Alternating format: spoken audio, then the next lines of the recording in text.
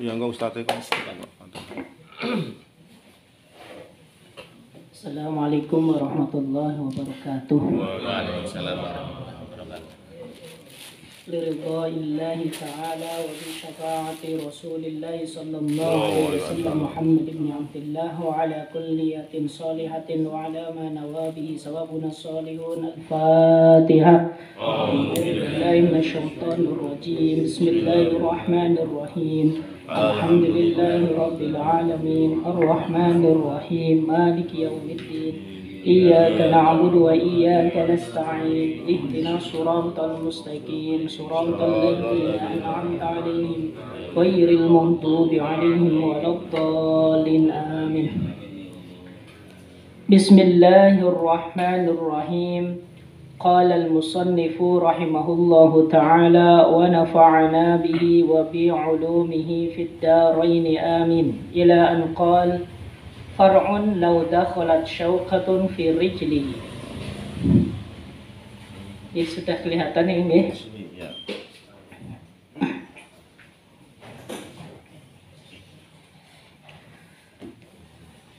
Far'un ay hadha far'un.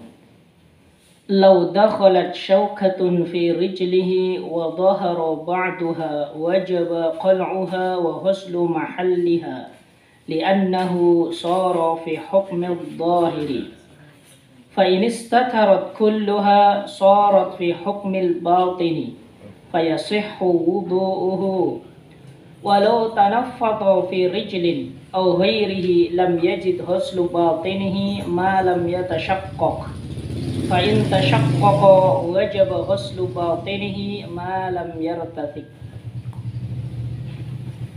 Bismillahirrahmanirrahim. Far'un.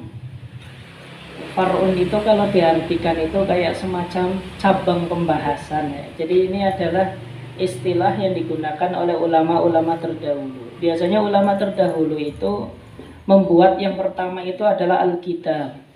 Maka ini namanya kitab Fathul Mu'in. Jadi kitab itu adalah satu kesatuan yang di dalamnya itu terdapat beberapa pasal. Nah kemudian nanti setelah kitab di situ ada namanya al-bab. Al-bab itu adalah bagian daripada al-kitab. Maka ketika berbicara tentang kitabus sholat, nanti di bawahnya ada babus sholatil jamaati. Nah setelah itu nanti ada beberapa cabang lagi. Di bawahnya bab biasanya ada paslun. Nah paslun itu adalah bagian daripada bab. Nah nanti di bawahnya faslun ada far'un, nanti ada tatimmatun, nanti ada khatimatun, nanti ada tanbihun. Ya masing-masing ini memiliki wilayah tersendiri dan ini adalah hanya sekedar istilah. Makanya far'un artinya cabang pembahasan. Maksudnya pembahasan ini masih masuk ke dalam pembahasan utama. Itu semacam itu. Lau dakhalat syaukatun fi rijlihi wa dhahara ba'daha. Jika masuk sebuah duri pada kakinya seseorang, wa dhahara ba'daha, lalu nampak sebagian duri tersebut, wajaba qal'uha, maka wajib mencabut duri tersebut, wa ghuslu mahalliha, dan wajib membasuh tempat di mana duri tersebut tertancap. Li'annahu shara fi hukmi dhahiri, karena tempat tersebut menjadi tempat yang dihukumi bagian daripada dhahir. Fa inistatarat kulluha, dan jika tertutup duri tersebut seluruhnya, sharat fi hukmil batini, maka menjadi hukum batin. Artinya duri tersebut dihukumi sebagai hukum batin. Fayasihhu wudu'uhu, maka wudunya menjadi sah. Walau tanaffato, jika seseorang mengalami bengkak yang di dalamnya itu ada air, bukan darah, ini namanya tanaffat. Fi rijlin, di dalam kakinya, au ghairihi, atau lain kakinya, lam yajib ghuslu batinihi ma lam yatashaqqaq, maka tidak wajib membasuh bagian dalam daripada bengkakan tersebut selagi tidak pecah. Fa in tashaqqaqa, dan jika pecah, wajaba huslu batinihi ma lam yartatik atau ma lam yartatik, maka wajib membasuh bagian dalamnya selagi belum mengering. Itu terjemahnya. Maksudnya demikian. Jika ada duri yang masuk kepada tubuh kita, baik itu anggota tangan, anggota kaki, atau lain sebagainya. Kalau kaitannya dengan wudhu, berarti ini khusus pada anggota-anggota yang wajib dibasuh. Taruhlah misalkan tangan atau kaki. Maka duri tersebut bisa jadi yang tertancap hanya sebagian duri, atau yang tertancap seluruh duri. Jika yang tertancap sebagian duri, artinya separuh itu masuk ke dalam kulit kita, yang separuh itu berada di luar kulit kita, maka duri tersebut harus kita cabut. Duri harus kita cabut. Dan tempat di mana duri tersebut tertancap, maka ini harus dibasuh, termasuk adalah bagian dalamnya. Dan ini bisa kita bayangkan bukan hanya sekedar duri, tetapi juga di dalam benda-benda yang bisa berpotensi masuk ke dalam kulit kita, seperti paku, beling, dan lain sebagainya. Ini hanya sebagai contoh. Jika duri yang masuk itu tertutup seluruhnya, artinya tidak terlihat sedikit pun, maka tidak wajib diambil dan tidak wajib dibasuh bagian dalamnya. Kenapa? Karena ini menjadi bagian batin. Jadi kemarin kan dijelaskan bahwasanya ketika berwudu itu anggota dohir itu harus dibasuh. Dan ini wajib. Termasuk adalah sesuatu yang nampak pada anggota dohir. Ini juga harus dibasuh. Nah, kalau anggota batin atau anggota bagian dalam yang tidak nampak secara umum, ini tidak wajib dibasuh. Ini kan hukum asalnya demikian. Nah, sehingga tadi ketika kemasukan duri lalu muncul sebagian, itu dihukumi hukum dohir. Sedangkan kewajiban daripada hukum dohir itu adalah membasuh bagian yang dianggap termasuk bagian dohir. Itu masalah yang pertama. Kemudian masalah yang kedua, jika seseorang itu bengkak atau melentung, tahu melenting itu kan? Ya, jika seseorang mengalami pembengkakan atau melenting, yang mana di dalamnya itu ada airnya. Jika hal tersebut tidak pecah, maka kita tidak wajib membasuh bagian dalam tersebut, sehingga tidak wajib memecahkan bagian yang melenting tersebut atau bengkak tersebut. Tetapi jika bagian yang bengkak tersebut ternyata pecah atau bagian yang melenting itu pecah, mengeluarkan air, kulitnya itu menjadi terkelupas, maka bagian dalamnya wajib dibasuh. Kewajiban ini selagi belum kering. Tetapi kalau sudah kering, maka itu tidak menjadi atau tidak wajib dibasuh karena itu sudah masuk ke dalam hukum dohir. Jadi far'un ini ada dua masalah. Masalah ketika seseorang itu terluka akibat duri atau lain sebagainya. Masalah ketika orang tersebut itu mengalami pembekakan atau mengalami bendolan yang di dalamnya itu terdapat air. Ya, ini kasus ini bukan hanya sekedar duri, tetapi juga masuk di dalam setiap permasalahan yang memang berpotensi untuk masuk ke dalam kulit kita, entah itu dalam bentuk paku, entah itu dalam bentuk duri, ataupun ketika kita berjalan lalu kaki kita itu menabrak benda tajam yang menjadikan kaki kita itu meloek atau kaki kita itu terluka, maka hukumnya seperti tadi. Ini sering terjadi di kalangan masyarakat. Tanbihun, Zakaru fil husli annahu yufa an batini uqadi sya'ri ay idan aqaba binafsihi wa ulhiqa biha man ibtuliya binahwi tabbu'in lasiqa bi usuli sya'rihi hatta man'a usul al-ma'i ilayha wa lam yumkin izalatuhu.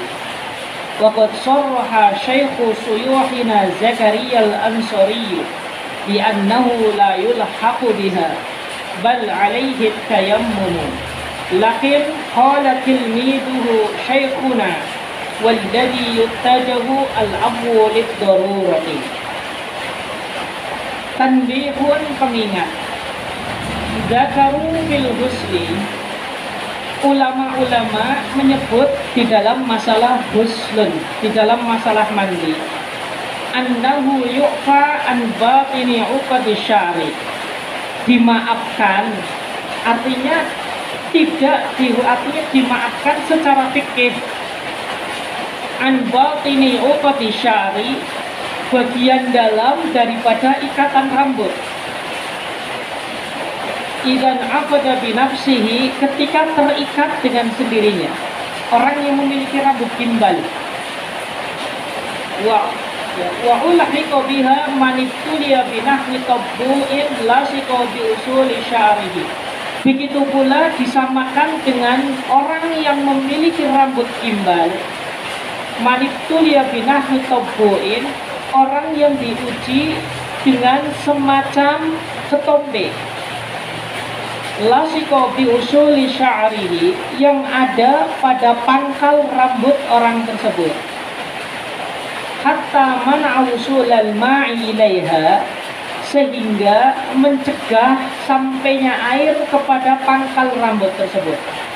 Walam yumkin izalatuhu, dan tidak memungkinkan untuk menghilangkannya.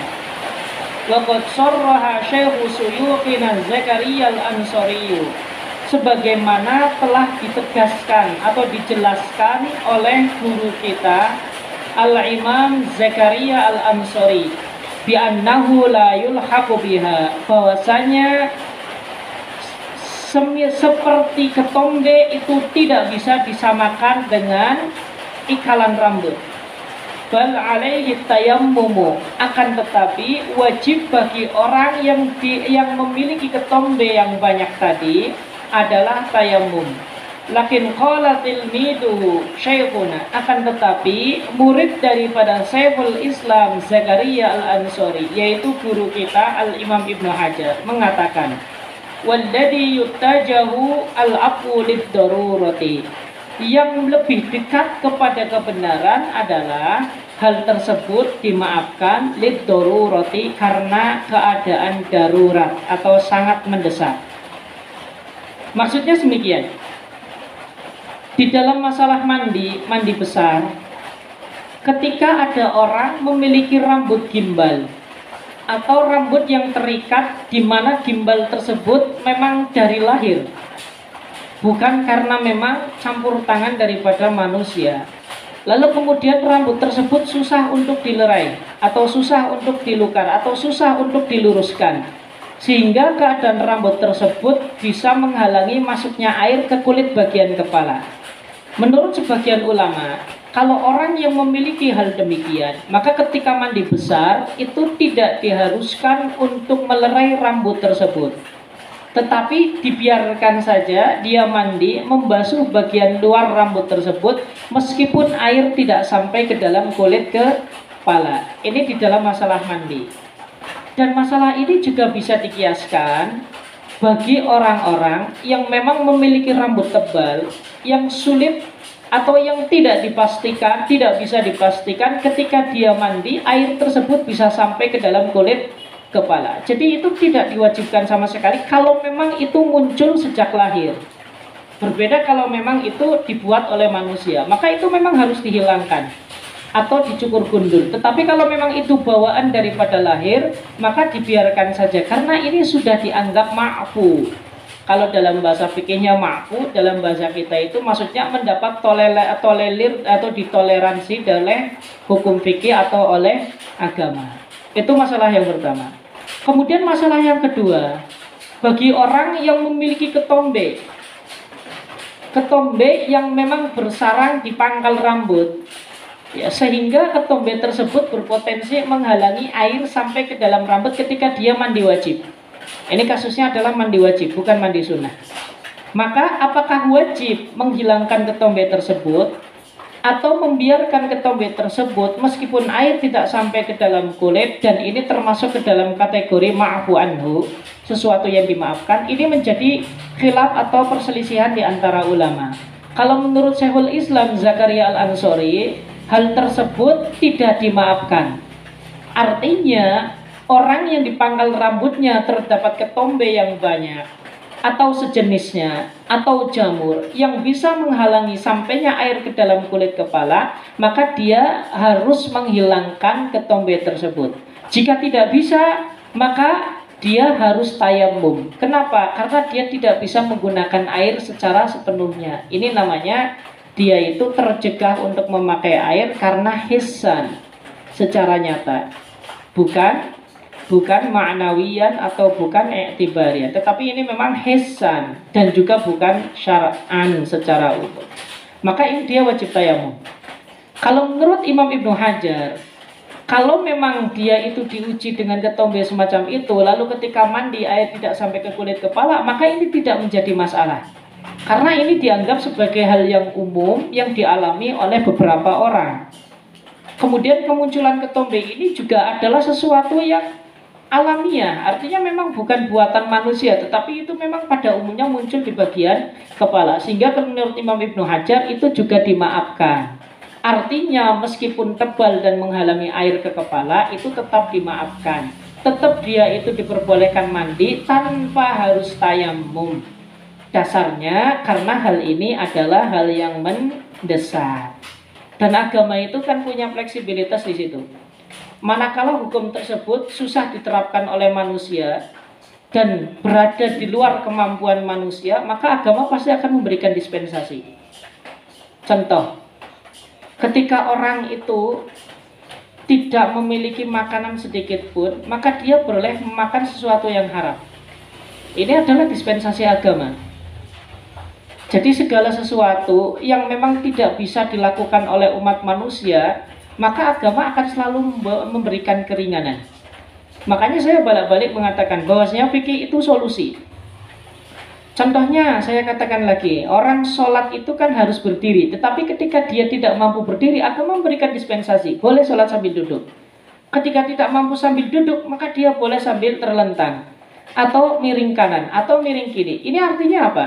Ketika agama itu memberikan beban kepada umat, lalu kemudian itu berada di luar kemampuan umat, maka agama akan selalu memberikan solusi. Dan ini adalah bentuk atau manifestasi daripada firman Allah Subhanahu wa taala, la yukallifullahu nafsan illa wus'aha. Dan Allah itu tidak akan pernah membebankan kepada hambanya kecuali sesuatu yang memang berada di dalam kemampuan hamba tersebut. Ini adalah prinsip dasar agama di dalam pembentukan hukum.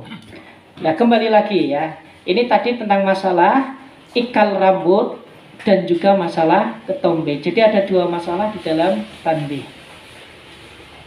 Wasa disuha tartibun kama dzukira min taqdimi ghuslil wajhi fal yadaini far ra'si far rijlaini lil ittiba'i. Yang keenam daripada fardunya wudu adalah tartib. Tartib ini artinya melaksanakan sesuatu setelah melaksanakan sesuatu yang harus lebih dahulu dilaksanakan. Ini namanya tartib. Kalau dalam bahasa kita itu berurutan, meskipun jeda waktunya itu lama. Contoh misalkan, dalam kasus berwudu, kita harus membasuh muka dahulu, lalu kemudian diiringi dengan membasuh kedua telapak tangan, lalu diikuti dengan mengusap sebagian kepala, lalu diikuti dengan membasuh kedua kaki. Maka ini harus dimulai dari kepala.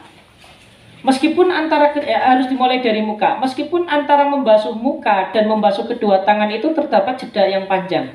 Ini namanya tartib. Misalkan ya, wudu mengusap atau membasuh muka di sini, lalu kemudian membasuh tangan di rumah. Lalu pergi ke masjid, di situ mengusap sebagian kepala. Lalu mau sholat, baru membasuh kedua kaki. Ini namanya tartib, dan ini diperbolehkan di dalam agama. Selagi tadi tidak ada sesuatu yang membatalkan wudu. Ini namanya tartib. Kalau tidak ada jeda antara bagian yang pertama dan bagian kedua, ini namanya mualah. Kalau tartib itu adalah rukun wudu, tetapi kalau mualah itu adalah kesunahan di dalam berwudu. Kamal dzukira sebagaimana telah disebutkan min taqdimi ghuslil wajhi, dari mendahulukan membasuh muka, fal yadaini kemudian diikuti dengan kedua tangan, farrosi lalu kemudian diikuti dengan mengusap kepala, farrijlaini, kemudian diikuti dengan membasuh kedua kaki, lil ittibai, karena mengikuti sunnah baginda Nabi sallallahu alaihi wasallam.